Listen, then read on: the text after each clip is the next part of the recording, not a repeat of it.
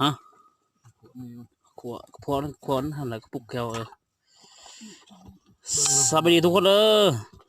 พี่น้องที่เขามาเบิ่งเนาะมื้อนี้สิพามากินเลือดกามเป็ดอยู่สวนกาแฟพี่น้องใครผู้ใดบ่เคยเห็นกาแฟกะเบิ่งเอาตามนี่เด้อนี่คือต้นกาแฟ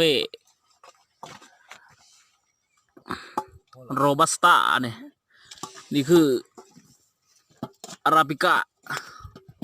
กาแฟอาราบิก้ามื้อนี้มาเก็บกาแฟพักเที่ยงก็เลยได้อาหารดีได้จักหน่อยเลือดกามเป็ดโอเคได้แล้วโอ้กามซ้ำไส้2 ฟิตเอาเลยวะสุดยอดกา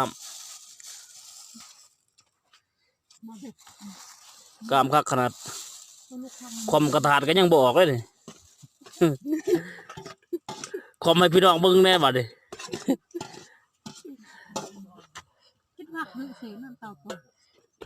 อย่าเผาท้ายเลยง่ายก็กินนุ่มงาบเลือกกามเลย เลือดกามเป็ดได้พี่น้องเด้อ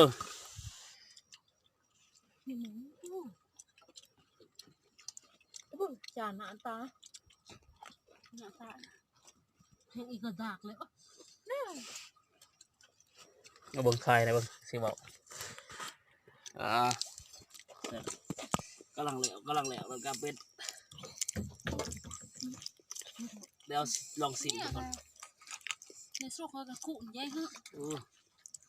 เลือดกามเป็ดเด้อพี่น้องเด้อเลือดกามเป็ด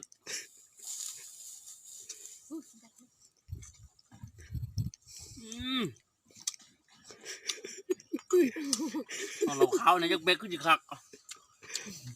สบายดีพี่น้องแล้วมันเลือดกามซัมเบอร์เท้ามาเก็บกาแฟพี่น้องคนไหนคนแซ่เลยเด้อเดี๋ยวคลิปหน้าจะเฮ็ดคลิปให้เบิ่งอีกว่าเฮาสิพากันไปไสมื้อนี้มาเก็บกาแฟม่วนหลาย